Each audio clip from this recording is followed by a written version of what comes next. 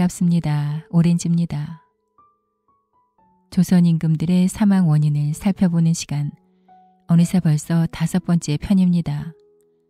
오늘은 경종부터 순조까지 각각 임금의 탄생과 자라온 배경 또는 습관, 유전적 질병 혹은 그 당시의 정치적인 배경 등을 통해서 각각의 사망 원인을 함께 알아보도록 하겠습니다. 경종은 1688년 숙종과 희빈 장씨 사이에서 태어났다. 숙종이 사망하자 1720년 33세의 나이로 왕위에 올랐으나 1724년 37세의 나이로 세상을 떠났다. 경종은 세자 때부터 갖은 순환을 겪어야 했다. 아버지 숙종이 자신의 어머니 장희빈에게 사약을 내리는 것을 지켜보았으며 생모를 잃은 비통한 심정과 자신에 대한 공격이 시작될 것이라는 공포에 질려 시름시름 앓았다.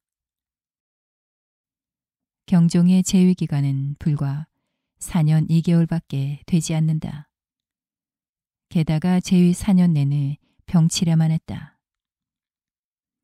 경종의 죽음에 대해 꼬리에 꼬리를 물고 이어진 독살설의 원동력은 당쟁이라는 이름의 권력투쟁이었을 것이다. 어쨌든 경종은 자식 하나 남기지 못하고 질병에 시달리다가 세상을 떠났다. 경종은 세자 시절이었던 20대에 이미 비만한 체형이었으며 왕실 관료들의 걱정이 이만저만이 아니었다.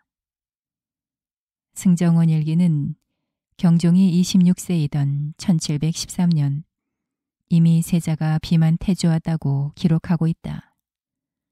아주 일찍부터 살이 쪘다는 뜻이다. 경종은 살이 찔 만큼 더위를 많이 타고 땀이 많이 나는 체질이었으며 그것과 관련된 질환을 앓았다. 비만은 정자의 활동력을 저하시키고 호르몬 불균형을 유발한다. 많은 사람은 경종의 질병에 대해 어머니 장희빈의 비극적 죽음과 관련이 있다고 말한다.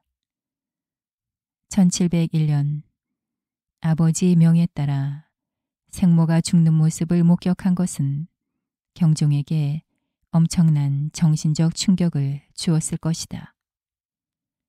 설령 자연사나 병사라고 할지라도 부모를 잃는다는 것은 큰 슬픔이다. 그런데 어린 소년이 어찌 아무렇지도 않을 수 있겠는가? 이 사건은 경종의 정신적 상당한 영향을 끼쳤던 것으로 보인다. 경종은 14세에 어머니를 잃었지만 이것이 곧바로 큰 질병으로 이어지지는 않았다. 승정원 일기는 단지 그 다음날 저녁부터 왕세자의 등과 배에 홍반이 일어나서 청기산이라는 두드러기 치료제를 처방해서 좋아졌다는 보고와 함께 슬픔과 탄식으로 울음을 그치지 않았다는 기록만 건조하게 남겨놓고 있다. 경종의 질병 치료에는 이공윤이 주도권을 쥐었다. 그는 조선 후기의 명의로 알려져 있지만 언제 태어나고 죽었는지는 알려져 있지 않다. 그가 바로 경종을 독살했다는 사람이다. 1724년 8월 2일 경종의 병이 위급해지자 왕의 겉모습은 왕성하나 비위 등 내장이 허했고 음식을 싫어하는 날수가 오래되어 마침내 한열의 증세가 발생했다. 라고 한다. 그래서 도인 승기탕을 계속해서 100수시첩을 올렸다.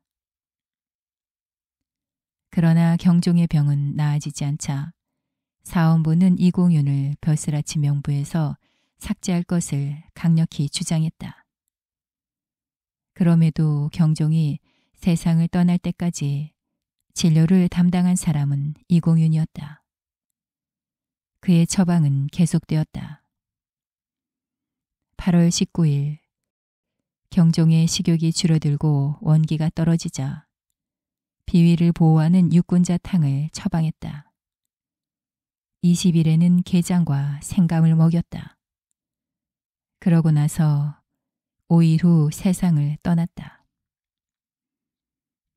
게장과 생감을 먹은 경종이 밤에 갑자기 가슴과 배가 조이듯이 아프다는 통증을 호소한 것이다. 복통과 설사가 계속되자 곽향 전기상과 두시탕 등을 처방했다. 하지만 차도가 없었다. 이 상황에서도 이공윤의 호언장담은 계속되었다. 이공윤은 경종의 설사를 그치게 할 수 있다고 하면서 24일 계지마황탕을 처방한다. 계지마황탕 속의 마황은 허약한 사람에게는 결코 투여할 수 없는 약물이다. 마왕의 별명은 청룡이다. 용처럼 에너지를 뿜어내면서 땀을 내게 만드는 무서운 약이다. 계지마왕탕을 먹은 후 경종의 환우는 더욱 위태로워졌고 맥까지 약해졌다. 왕세제, 즉 영조가 나서서 인삼과 부자로 위장의 온기를 올리는 처방을 해야 한다고 주장했다. 이공유는 이때도 다시 한번 조목조목 따지며 반대 의견을 피력했다.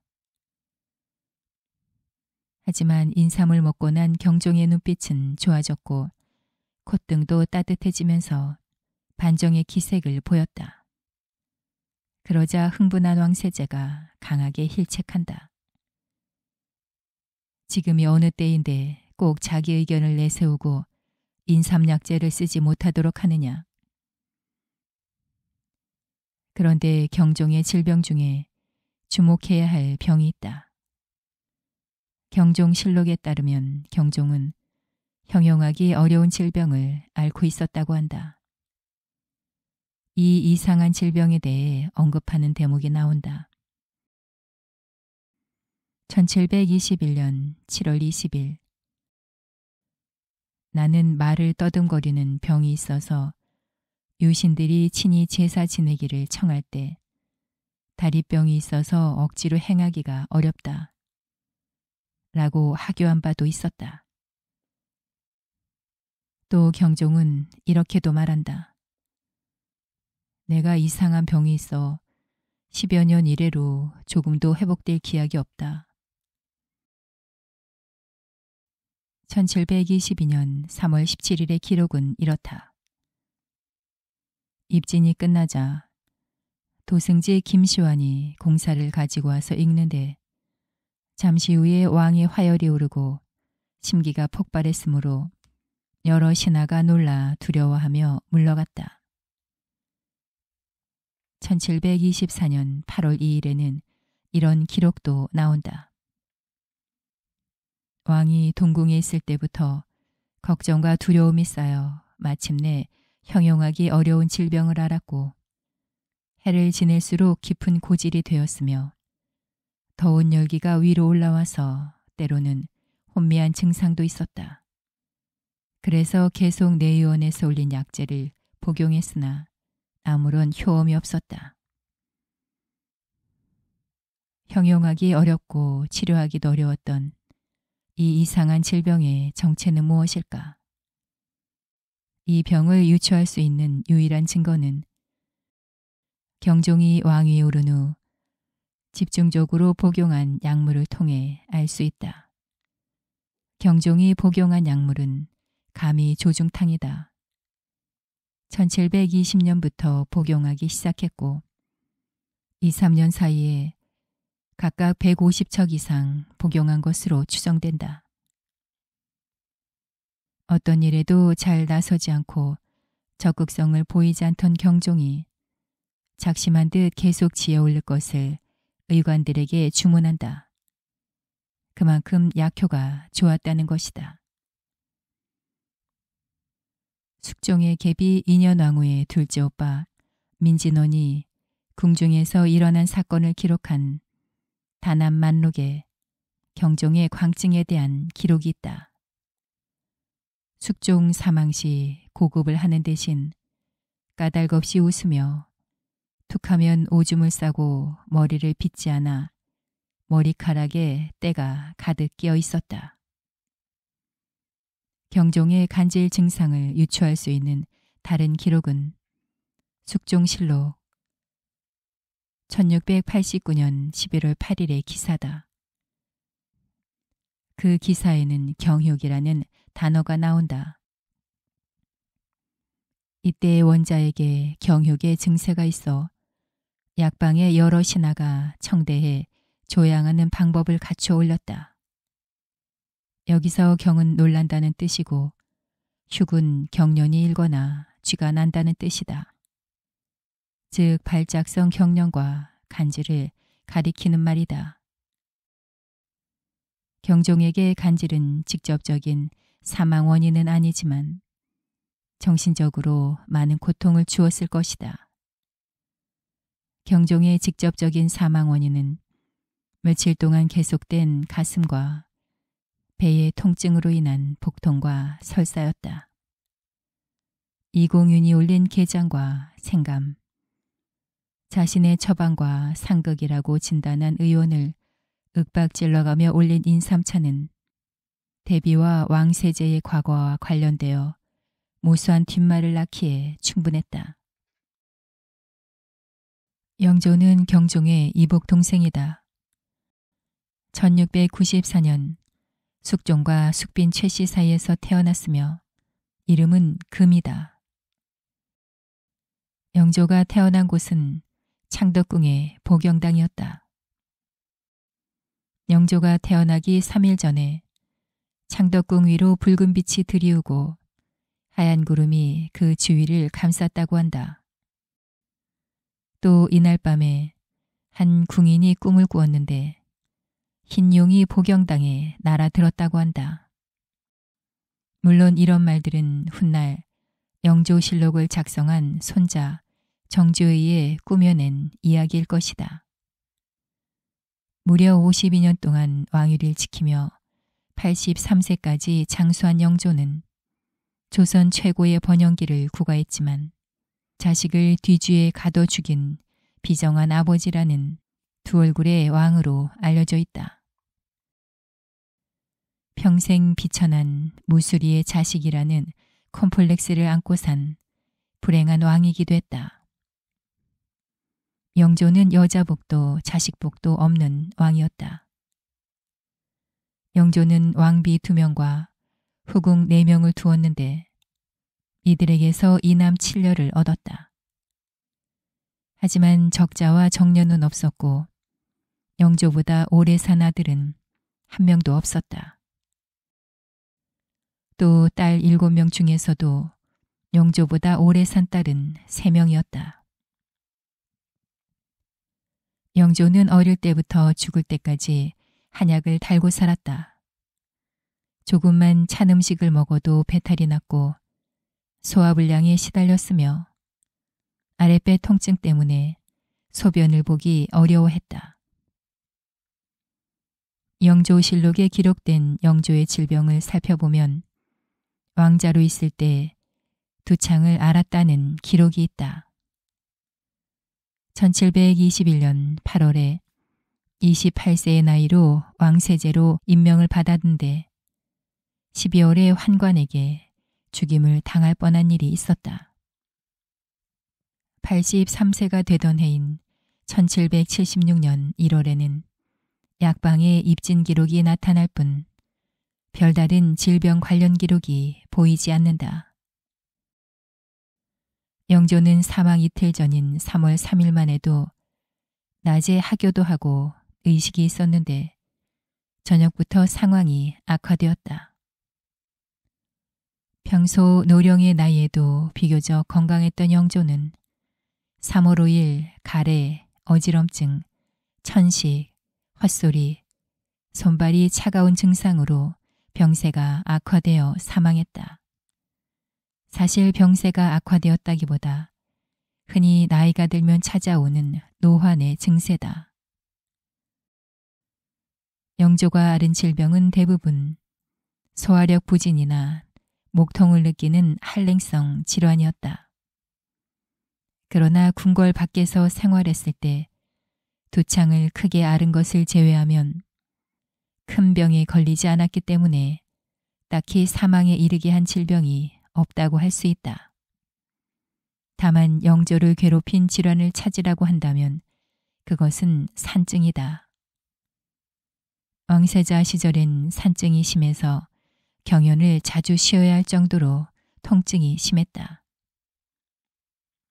동의보감은 산증은 전음에 속한다.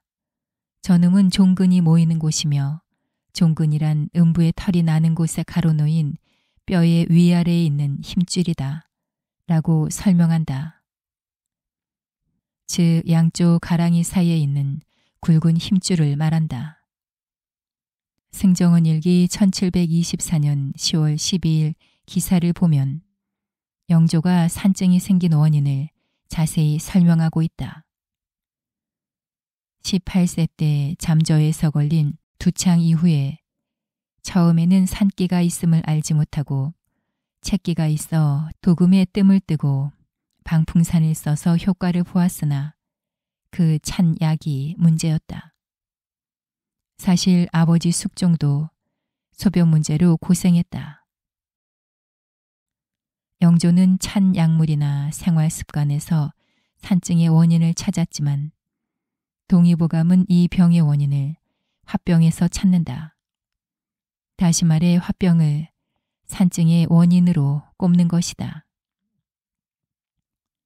대체로 성을 몹시 내면 간에 화가 쌓인다. 화가 물린 지 오래되면 내부가 습기로 차가워지며 통증이 심해진다. 영조는 숙종만큼이나 불같은 성격이었다. 성격이 급하고 감정적이고 눈물도 많았다. 게다가 신하들에게 대놓고 욕을 퍼붓기도 했다. 심지어 종묘보다 어머니 숙빈 최씨 사당을 먼저 가서는 안 된다고 신하들이 말하자 한겨울에 연못에 발을 담그고 이대로 빠져 죽겠다고 울기도 했다. 그래서 찬 음식이나 찬 약을 먹어 그렇다는 자가 진단과 달리 영조 역시 각종 스트레스로 인한 화병에 시달렸다. 영조는 회충 때문에도 고생했다. 그 때문에 생기는 위로 치밀어 오르는 듯한 느낌과 구역감을 회계라고 하는데 이 증상은 1742년 3월 23일 처음으로 나타난다. 영의정 김제로는 여느 때와 다름없이 영조에게 문안 인사를 드렸다. 영조는 지속적으로 어지럼증이 있기 때문에 대신들은 문안할 때 어지럼증을 가장 먼저 확인했다. 그런데 영조는 그동안 한 번도 이야기하지 않았던 뜻밖의 대답을 한다. 특별히 더 어지럽지는 않았다. 그것보다도 최근에 소화기가 약해진 것 같아 여러 번 담을 토했는데 이전에 토했던 것과 달리 꿈틀거리는 것이 있어 살펴보니 회충이 있었다. 생전 처음으로 회충을 토한 영조는 회충이 올라올 때마다 사군자라는 약재를 다려 먹기로 했다. 사군자의 효과 덕분인지 영조가 회충을 토한 사건은 한 번의 해프닝으로 마무리되는 듯 싶었지만 2년이 지난 1744년 4월 14일 다시 회충을 토한다. 이때는 생강차를 다려 먹으며 회충을 다스렸는데 그 효과도 4년 정도밖에 지속되지 않았다. 1748년 6월 15일 다시 회충을 토하고 싶은 느낌을 이야기했고 마침내 1749년 5월 12일 회충을 토하게 된다. 그리고 1753년 5월 15일 영조는 급히 신하들을 불러 모아 이야기한다. 회충의 기운이 너무 심해서 그저께 회충을 토하고 초경우에 또다시 회충을 토하고 콧구멍 밖으로 나오는 지경에 이르렀다. 1759년 1월 21일 내의원 제조 이창수가 여느 때와 같이 회충의 증상에 대해 문안하자 영조가 대답한다. 회충이 나오지 않았는데 목구멍에 걸려있는 느낌이다. 회충을 사람 안의 용이라고 하지 않느냐. 영조는 몸속에 회충이 있다는 것을 인정한다. 그 후 뱃속 가득히 회충이 있음을 느끼며 수차례 회충을 토했다. 처음 회충을 토할 때는 많이 놀랐던 영조가 이 시기에는 가슴속이 뻥 뚫린 것 같다고 좋아하기도 하고 회충이 목구멍에 걸려 있을 때 내관에게 빼내게 하면 내관이 놀라서 물러나는 것을 보며 웃기도 한다. 1761년 2월 14일 영조가 회충을 토하면서 말했다. 방금 목구멍이 가려워 회충이 나오니 가슴이 뚫린 것 같다. 회충은 사람과 함께 사는 인룡이니 천하게 여겨서는 안 된다. 한의학에서는 회충으로 인해 생기는 질환을 회골이라고 하는데 이것이 위장이 차서 생긴다고 보았다. 그래서 회충을 치료하는 약물은 모두 매운맛이 난다. 위장의 온기가 떨어지면 회충이 살기 좋아지니 위장을 따뜻하게 해서 회충을 몰아내려는 것이다. 영조는 회충을 물리치기 위해 이중탕에 산초와 빛낭을 달인 물로 오매환을 만들어 먹었다. 그리고 어이들은 위장의 온기를 보태기 위해 뜸치료를 적극적으로 권했다. 영조도 자신의 건강상약점이 소화기에 있음을 잘 알고 있었기 때문에 연제법으로 이것을 극복하고자 했었다. 어쨌든 영조는 그런 잔병에도 천수를 누리다가 세상을 떠났다. 영조가 장수한 것은 자기 관찰을 통한 철저한 몸관리에서 그 원인을 찾을 수 있다. 누구나 잘 알고 있듯이 가장 일반적인 건강법은 일찍 자고 일찍 일어나며 모자란 듯 음식을 먹는 것이다. 새로울 것도 없고 신기할 것도 없다. 영조는 건강의 지혜를 실천하기 위해 의식적으로 노력했다. 영조는 국가적 위기 상황이 벌어지거나 신하들과 갈등할 때면 종종 반찬을 간장 한 종지만 내놓게 하는 식으로 가짓수를 줄이거나 단식 투쟁을 하기도 했지만 시간과 방법을 정해놓고 지나치는 법이 없었다. 그리고 제때 식사를 챙겨 먹었다. 심지어 신하들과 한창 논쟁을 하다가도 식사 때가 되면 신하들은 굶게 놔두고 식사하러 가기도 했고 아들 사도세자를 굶겨 죽일 때도 자신의 식사는 챙길 정도였다. 또 영조는 소식을 했다. 보통 조선의 왕들이 5차례 먹던 걸 3차례로 줄였다. 너무 적게 먹는 것도 너무 많이 먹는 것도 피했던 것이다. 또 자신의 건강에 도움이 된다면 어떻게든 그것을 반드시 구해 먹었다. 영조는 정치 문제와 자신의 건강 문제를 구분할 줄 알았던 현명한 왕이었다. 정조는 1752년 사도세자와 헌경왕후 홍씨 사이에서 태어났으며 이름은 산이다. 정조가 태어나기 전 아버지 사도세자는 신령스러운 용이 구슬을 안고 침실로 들어오는 꿈을 꾸었다. 사도세자는 깨어난 뒤 직접 꿈에서 본 그대로 그림을 그리고 궁중벽에 걸어 놓았다고 한다. 사도세자의 아들이 태어났다는 소식을 듣고 영조는 직접 거동해 아이를 보고 매우 기뻐하며 헌경왕후에게 이렇게 말했다. 이 애는 나를 무척 닮았다.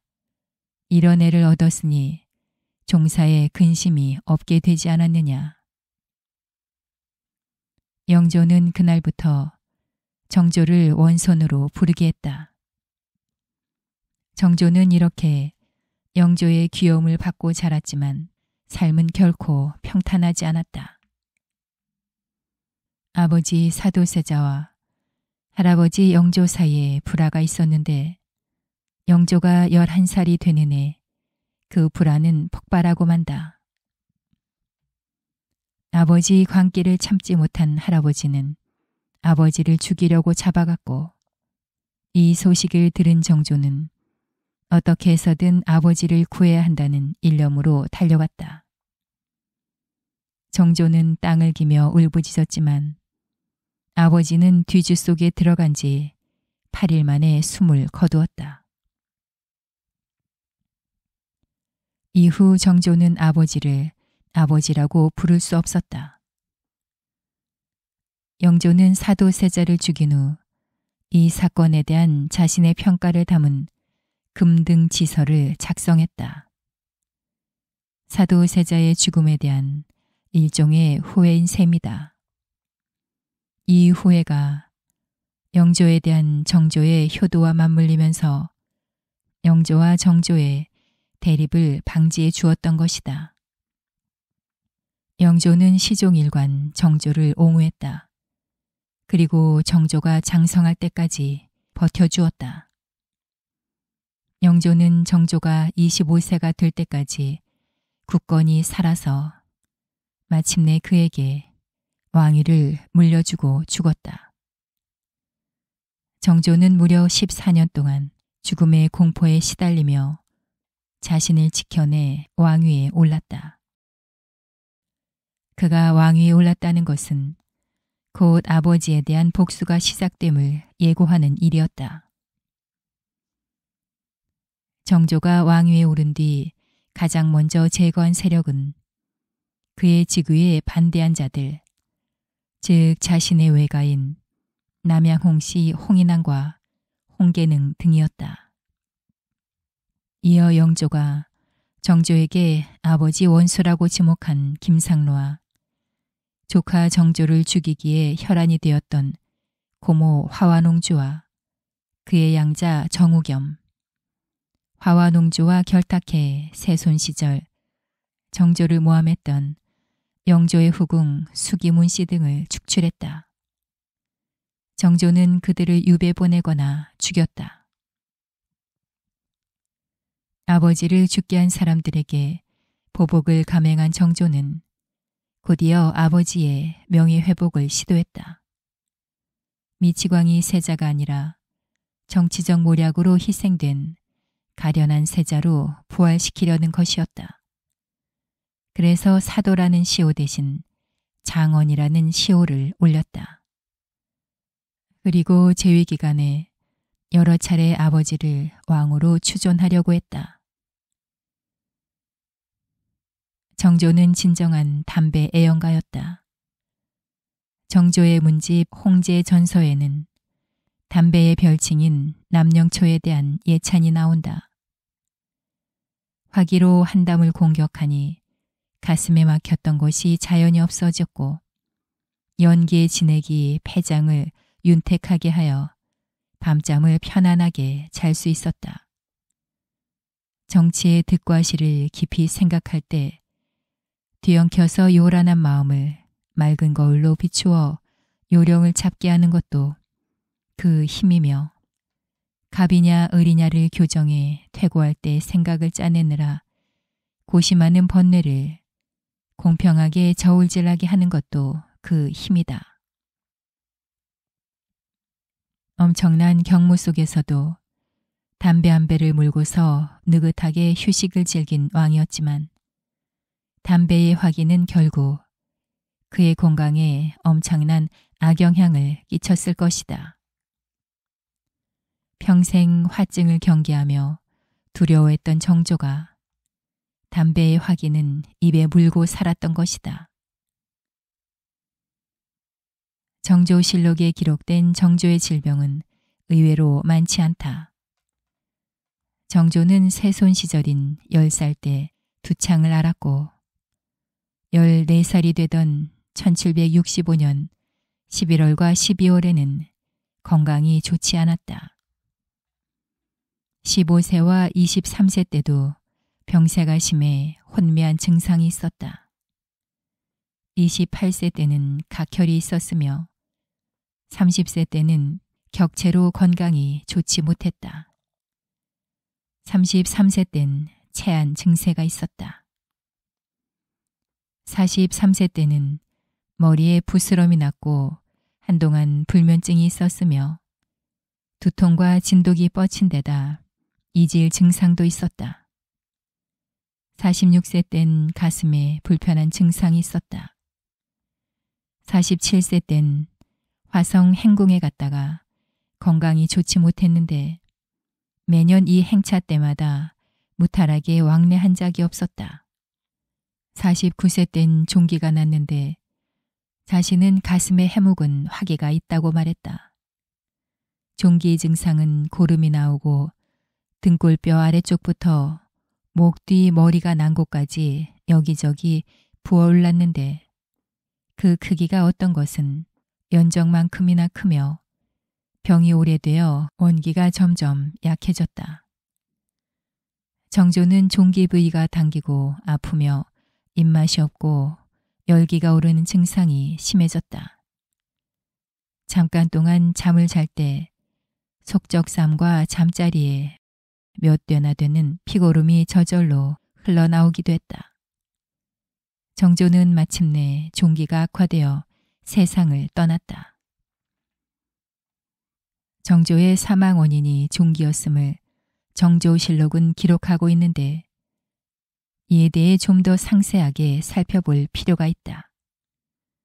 정조의 얼굴엔 작은 종기들이 곧잘 생겼다.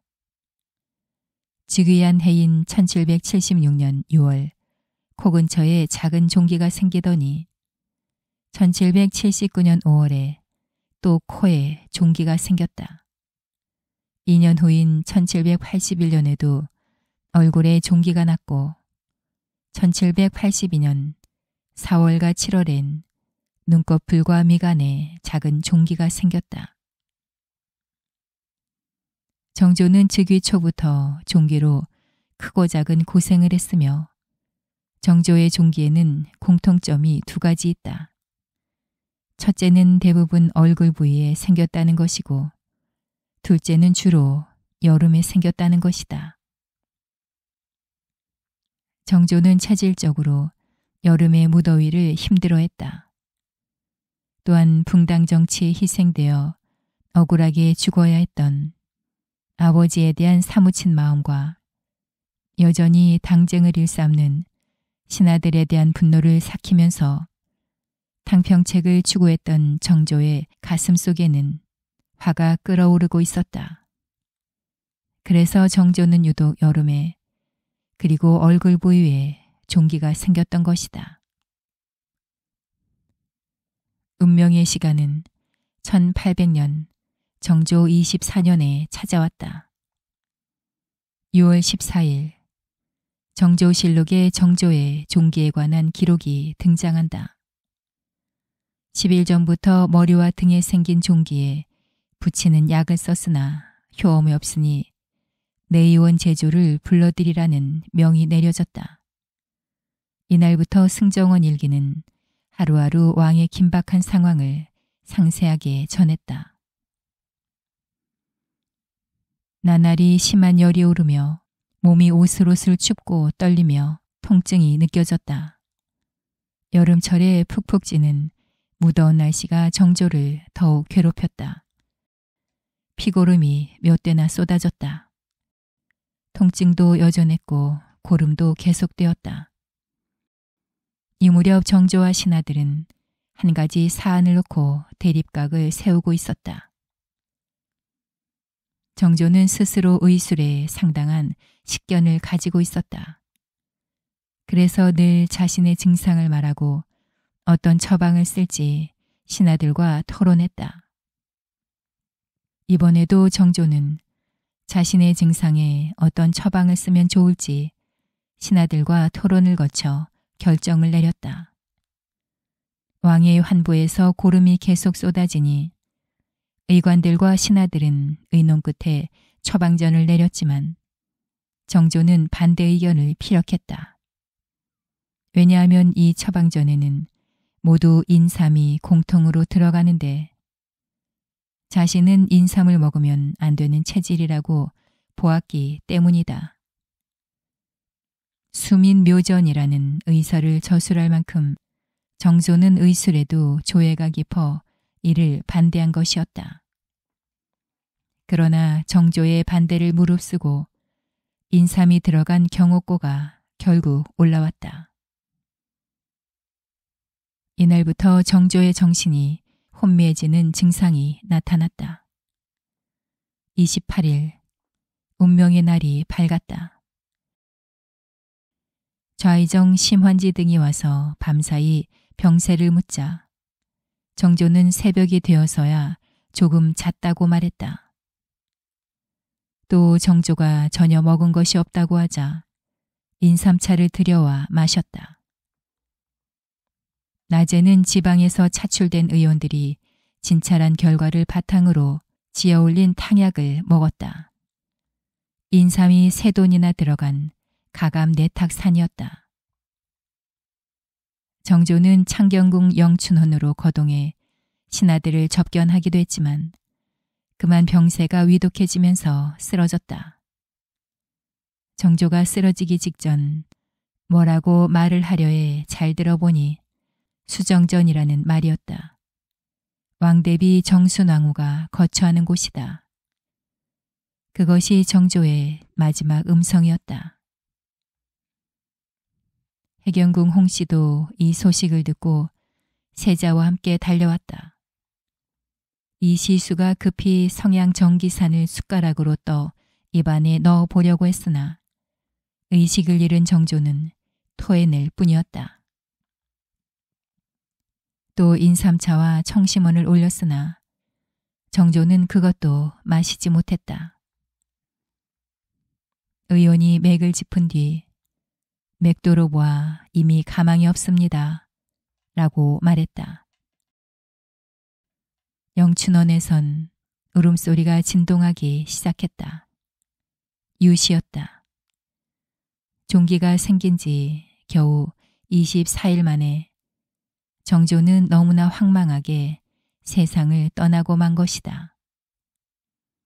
정조는 화병이 안 좋은 인삼이 들어간 경옥고를 먹고 죽은 것이 사실일까?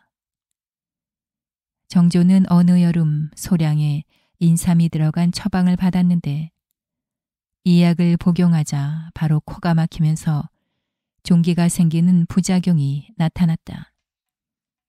이때 정조는 자신의 체질과 인삼이 맞지 않는다는 것을 몸소 느꼈다. 1800년 6월 승정원 일기엔 이렇게 기록되어 있다. 내가 일전에 여름철 더위병으로 인해 육화탕 3첩을 복용한 적이 있었는데 여기엔 인삼 5푼이 들어있었다. 한 첩을 복용하자 바로 코가 막히기 시작했고 2첩을 복용하자 코에 종기가 생겨났다. 그 후에는 가슴과 등에 종기가 퍼져버렸다. 인삼의 성질은 따뜻해서 혈류를 촉진하는 작용을 한다. 사실 인삼이 정조를 직접적으로 죽인 원인은 아니다. 하지만 좀 더 치료해 볼 수 있는 시간을 빼앗았다고 볼 수는 있다. 정조가 사망했을 때의 특징은 정신이 혼미해지는 증상이 나타나고 바로 다음 날 사망했다. 정조가 앓았던 질병은 종기다. 실제 종기의 합병증으로 사망한 왕은 많다.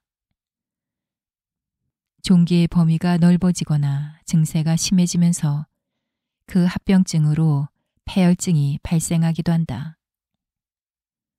그런데 정조는 발열이나 오한과 같은 증상이 있었기에 세균에 감염되었을 가능성은 있지만 전신 폐혈증이 상당히 진행된 증상은 나타나지 않았다.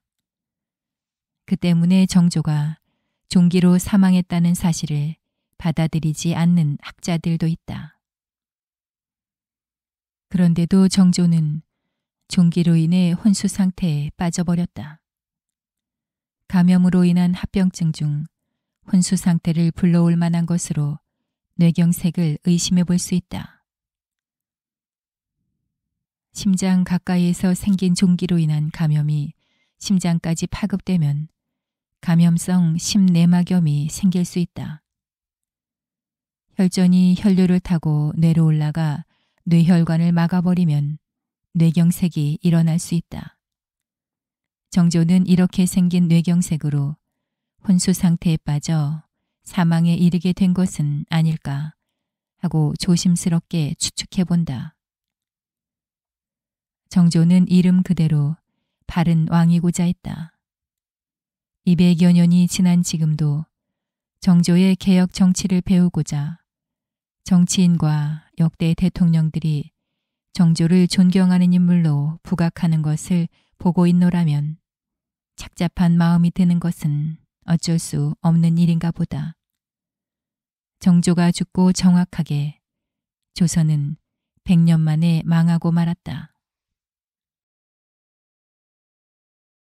순조는 1790년 정조와 수빈 박씨 사이에서 태어났으며 이름은 공이다. 1800년 6월 정조가 세상을 떠나자 그해 8월 왕위에 올랐다. 아직 너무 어린 11살이었다. 순조는 어릴 때부터 몸이 허약해 당귀와 녹용 같은 약재가 들어간 귀용탕을 복용하기도 했다. 그도 그럴 것이 순조는 왕비 권력에 의해 가장 많이 흔들린 나약한 왕이었다. 순조는 왕실의 큰 어른인 영조의 계비 정순왕후가 수렴 청정을 하여 5년 동안 꼭두각시 왕노릇을 하다가 정순왕후가 죽자 이번엔 자신의 장인 김조순에 의해 세도 정치가 시작되자 또 한 번 허수아비 왕노릇을 하게 된다. 순조는 신경질적이고 내향적인 사람이었던 것 같다. 내향적인 사람의 증상은 식욕이 없으며 신경이 쓰이거나 긴장되는 일이 생기면 밥맛도 없어지고 소화가 안 되며 정서가 불안해지고 깜짝깜짝 잘 놀란다. 꿈을 많이 꾸고 무서움을 잘 타면서 쉽게 어지럽고 구역감이 발생하기도 한다. 순조는 어전회의에도 참석하고 온갖 제사도 다 챙겨 지내는 등 부지런하게 일했지만 한번 시작한 일을 제대로 끝내지도 못하고 몸가짐도 불안정하기 이를 데 없었다. 순조는 12살이 되던 해인 1801년 11월 20일에 수두로 발진이 생겼다. 의관들은 홍역과 같으나 홍역은 아니라고 진단하면서 언제부터 발진했는지 물었다. 순조는 발과 다리 부위에서 발진했는데 몸에도 많이 나 있다라고 말한다. 그러나 29일 완치되었음을 선포한다. 1810년 순조 10년에는 걸을 때 땀이 나고 숨이 차며 입맛이 없어 식사를 잘 들지 못하고 정신적으로 황홀하고 일을 잘 잊어버리며 잠을 못 자고 놀라는 증상이 있다고 했다. 당시 약방에서 처방한 약물들을 살펴보면 순조의 여성적인 체질과 성품이 분명하게 드러난다. 순조를 죽음으로 몰고 간 직접적인 사망 원인은 다리 부위의 종기였다. 다리 부위에 생긴 겸창으로 짐작된다. 동의보감은 겸창을 이렇게 설명하고 있다. 양쪽 다리가 짓물러서 나쁜 냄새가 나고 걸어다니기도 힘든데 이것은 정강이뼈 위에 생긴 것으로 위험한 질병으로 많이 걷지 말아야 한다. 순조는 1814년, 순조 14년, 다리에 약을 붙인 결과 수포와 붉은 반점이 생기고 열이 올라온다고 고통을 호소한다. 그리고 다리 부위의 종기가 손가락 크기로 부풀어 올라 고약을 바를 것을 의논한다. 이후 3개월 넘게 22종이나 되는 많은 고약을 붙이며 종기를 치료한다. 문제는 똑같은 증상이 1834년, 순조 34년에 발생한다. 순조에게 가벼운 두통과 대소변이 순조롭지 못한 증세가 있었다. 여러 날을 치료했지만 좀처럼 종기는 나아지지 않았다. 결국 13일 해시에 순조는 35년간 나라를 다스린 후 45세를 일기로 세상을 떠났다. 순조의 질병은 우울증으로 인한 불면증, 식욕부진, 무력감, 피로, 황홀, 현기증이라고 할 수 있다. 순조는 자신도 어쩔 수 없는 정순왕후의 수렴청정과 장인 김조순에 의한 세도 정치로 길을 펴지 못해 마음뿐만 아니라 몸도 쇠진한 상태였다. 1811년 8월 8일의 기록을 보면 왕에게 조동과 황호라는 징후가 있었다. 조동은 심장이 급하게 뛰면서 마음이 불안해지는 것을 말하고 황홀은 어지럼증을 뜻한다. 그러나 한약만으론 순조를 치료할 수 없었다. 예나 지금이나 우울증 치료제는 사람을 차분하고 자신의 문제에 무관심해지도록 만들 수는 있지만 대개 기분을 좋게 하거나 낙관적으로 만들지는 못한다.